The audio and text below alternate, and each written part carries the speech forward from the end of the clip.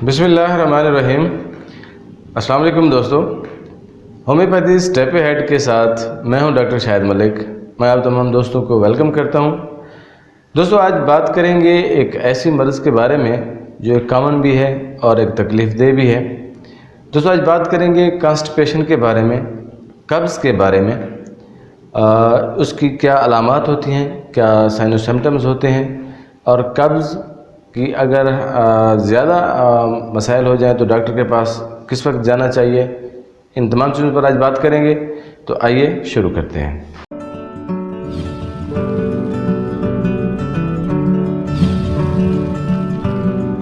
जी दोस्तों, बात कर रहे हैं आज कब्ज़ के बारे में, कॉन्स्टिपेशन के बारे में। दोस्तों, वीडियो शुरू करने से पहले मैं आप तमाम दोस्तों से रिक्वेस्ट करूंगा कि हमारे चैनल को सब्सक्राइब ज़रूर कीजिए और साथ ही साथ बेल आइकन को भी प्रेस ज़रूर कीजिए ताकि हर आने वाली वीडियो का नोटिफिकेशन आप तक बराबर पहुंचता रहे। और अपने दोस्तों के साथ शेयर भी ज़रूर कीजिए ताकि ये मालूमात आपके दोस्तों तक भी पहुंचनी चाहिए। दोस्तों, बात कर रहे हैं कब्ज़ के बारे में। कब्ज़ किसे कहते हैं? आमतौर पर स्टूल का सख्त होना या आराम से स्टूल का पास ना होना, पखाने का पास ना होना, लोगों के जहन में इसे कब्ज़ समझा जाता है। जबकि कब्ज़ को उमुल इमराज़ भी कहा जाता है। इसकी वजह से तमाम इमराज़ जन्म लेती हैं, इसकी वजह से और भी मामलात जन्म लेते हैं। तो इसलिए कब्ज़ के बारे में हमें ख्याल रखना चाहिए। दोस्तों, कब्ज़ के क्या डूज़ और डोंट्स हैं, हमें डॉक्टर से कब रब्ता करना चाहिए? पखाना का पास ना होना, पखाना का सख्त आना, सही टाइम पर ना आना, थोड़ा थोड़ा करके आना, लंबा होना, हार्ड होना, पखाने के बाद कंफर्ट ना होना, स्टूल पास करने के बाद फिर भी इरिटेशन की कैफियत होना, जलन होना, दर्द होना, और भी बहुत सी वजूहात होती हैं। इनके अलावा ये भी कब्ज़ हैं। आप ये सिर्फ नहीं समझ सकते कि भी ये कब्ज़ उसी वक्त होती है कि जब स्टूल पास ना हो या हार्ड हो। तो ये जितनी भी तमाम चीज़ें मैंने आपको बताई हैं, इसको भी हम कब्ज़ के ज़ुमरे में लेते हैं, या कब्ज़ हो सकती है इसमें। अच्छा, कब्ज़ छोटे बच्चों में, न्यू बॉर्न बेबीज़ में भी हो जाती है, बड़ों में भी होती है। छोटे बच्चों में ये कॉमन एक है जिसमें तमाम उम्र हर एज के लोगों में होती है, हर एज के बच्चों में भी हो सकती है। इसकी वजूहात जो हैं वो मुख्तलिफ होती हैं और बहुत ज़्यादा होती हैं। जिस तरह से मॉडर्न लाइफस्टाइल हो गया, और इस तरह से फैटी फूड्स हो गए, वर्जिश का ना करना जिससे हम कहते हैं, एक्सरसाइज ना होना, वॉक ना होना, इस तरह से जो हमारी डाइट है, होटलिंग का ज़्यादा करना, ये सारी चीज़ें जो है ये कॉन्स्टिपेशन काज कर सकती हैं। इसके अलावा बहुत सी ड्रग्स या ऐसी अद्वियात जो काजेज़ करती हैं, कॉन्स्टिपेशन काज करती हैं, जैसे कैल्शियम सप्लीमेंट हो गए। कैल्शियम की जो अद्वियात होती हैं उनमें भी कॉन्स्टिपेशन या कब्ज़ जो होती है वो काज करती है। एंटी हाइपरटेंसिव मेडिसिन जो होती हैं, ड्रग्स जो होती हैं, उनसे भी कॉन्स्टिपेशन काज हो सकती है। जिस तरह से ब्लड प्रेशर की, हाई ब्लड प्रेशर की अद्वियात जो होती हैं, एंजाइटी की जो अद्वियात होती हैं, वहाँ पर भी कॉन्स्टिपेशन काज हो सकती है। अच्छा, इसके अलावा एक और मेन वजह ये होती है कि कुछ लोगों में इमोशनल वजूहात से भी हो सकती है, इमोशनल काजेज़ भी होती हैं। जिस तरह से कुछ लोग होते हैं जो अपने इमोशन एक्सप्रेस नहीं कर सकते, सप्रेस करके रखते हैं, अपने जज्बात को दबा लेते हैं, काबू कर लेते हैं, अपने जज्बात बाहर नहीं निकाल सकते। तो उनमें भी इसी तरह से होता है कि जो हमारा जिस्म है कॉन्स्टिपेशन काज करने का सबब बनता है इमोशन के सप्रेस करने से। और बहुत से ऐसे बच्चे जो सेंसिटिव होते हैं, स्कूल जाते हैं जब, या कहीं घर से बाहर जाते हैं, बच्चों और बड़ों में ये एक चीज़ कॉमन होती है कि स्कूल जब जाते हैं तो वो वहाँ पर वॉशरूम नहीं जाते, स्टूल पास सही टाइम पर नहीं करते, या कहीं फंक्शन पर गए हुए हैं, शादी पर गए होते, वहाँ पर भी वो स्टूल सही टाइम पर पास नहीं कर रहे होते। तो इस वजह से भी कॉन्स्टिपेशन काज का हो सकती है। अच्छा, दूसरा ये होता है कि कुछ बच्चों में ऐसा होता है कि वो खेल कूद में लगे रहते हैं, अपने आप को मसरूफ़ रखते हैं, उस वजह से भी वो टाइम पे स्टूल पास नहीं करते। तो उसमें इस हालत में भी कॉन्स्टिपेशन काज हो सकती है। अच्छा, वो बच्चे जो पानी सही नहीं पीते या कम पीते हैं, तो ये चीज़ें जो हैं बच्चों में काजेज़ कर सकती हैं कॉन्स्टिपेशन के हवाले से। अच्छा, ये है कि बच्चे को آپ نے تھوڑا سا یہ دھیان دینا ہے بچوں میں، جس طرح سے بچے آپ کے صحیح فیٹس کا، ڈائٹ کا، پانی کا، یہ آپ نے ان کو ایک خاص توجہ بھی دینی ہوتی ہے اور خاص قسم کی ایک ٹریننگ بھی دینی ہوتی ہے کہ بچوں کو آپ نے واش روم کے لیے ان کو کم سے کم 10 منٹ کی ایزی فیل ہونی چاہیے، ان کو اس چیز کی ٹریننگ دینی چاہیے۔ یہ ساری چیزیں جو ہیں بچوں میں آپ نے اویئرنیس ان کو دینی ہے، اور سیم اسی طرح سے بڑوں میں کہ آپ نے ایکسرسائز بھی کرنی ہے، واک بھی کرنی ہے، اپنے لائف سٹائل کو بھی چینج کرنا ہے۔ لائف سٹائل کو چینج کرنے کے ساتھ ساتھ خوراک کو چینج کرنے کی بھی بہت زیادہ ضرورت ہوتی ہے، کیونکہ اگر ہم لائف سٹائل چینج کر رہے ہیں تو وہاں پر ہمیں لائف سٹائل مینز ہم مطلب اپنے بستر کو چھوڑ کر واک کرنے لگ گئے ہیں، ایکسرسائز کر رہے ہیں، اپنے آپ کو بزی کر لیا ہے، تو وہاں پر آپ نے اپنی خوراک کا بھی خاص طور پر خیال رکھنا ہے کہ آپ نے ہوٹلنگ چھوڑ دینی ہے، فاسٹ فوڈ ہو گیا، چکن ہو گیا، اتنا زیادہ فیٹی چیزیں جو ہوتی ہیں وہ آپ نے ان کو چھوڑ دینا ہے۔ اچھا، آپ نے یہ دیکھا ہوگا کہ جو ہماری کانسٹیپیشن ہے، کانسٹیپیشن جب سٹول سخت آ رہا ہو، ہارڈ آ رہا ہو، لمبا آ رہا ہو، تو اس وقت آپ نے اس چیز کا خیال رکھنا ہے، کیونکہ جتنی سٹول پاس کرتے وقت تکلیف ہوگی، یہ ساری جو چیزیں ہوتی ہیں یہ کاز کر سکتی ہیں پائلز کا، فشر کا یا فیسٹولا کا، یہ ان چیزوں کا سبب بن سکتا ہے۔ تو اس لیے ان ساری چیزوں کو آپ نے خیال رکھنا ہے کہ آپ نے کانسٹیپیشن نہیں ہونے دینی۔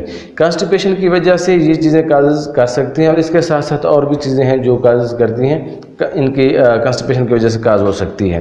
تو ان سے بچنے کے لیے ہم نے کیا کرنا ہے، تھوڑی سی یہ بھی اویئرنیس ہونی چاہیے کہ ہمیں فاسٹ فوڈ چھوڑنا ہے، لائف سٹائل چینج کرنا ہے، فریش فروٹ زیادہ لینے ہیں، پانی کا استعمال زیادہ سے زیادہ کرنا ہے، بچوں کی ٹریننگ کرنی ہے کہ ان کو واش روم میں ایزی فیل کرنے کے لیے ٹائم کم سے کم 10 منٹ کے لیے دینا ہے۔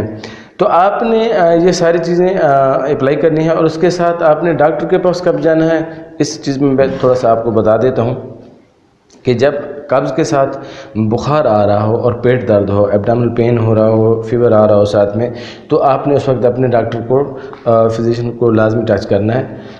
اور اس کے ساتھ جب آپ کے سٹول میں کلاٹڈ بلڈ یا فریش بلڈ یعنی کہ خون کا جمع ہوا یا تازہ خون آ رہا ہو، تو آپ نے اس وقت بھی اپنے ڈاکٹر سے ضرور مشورہ کرنا ہے، یا آپ نے کوئی ایسی دوائی استعمال کر لی ہے، کوئی ایسی ڈرگ استعمال کر لی ہے کہ اس کے بعد آپ کو کانسٹیپیشن ہو رہی ہے، تو تب بھی آپ نے اپنے ڈاکٹر سے ضرور اس کے بارے میں ڈسکس کرنی ہے کہ کہیں آپ کی یہ ڈیزیز کہیں اور زیادہ آپ کے لیے مسائل نہ پیدا کر دیں۔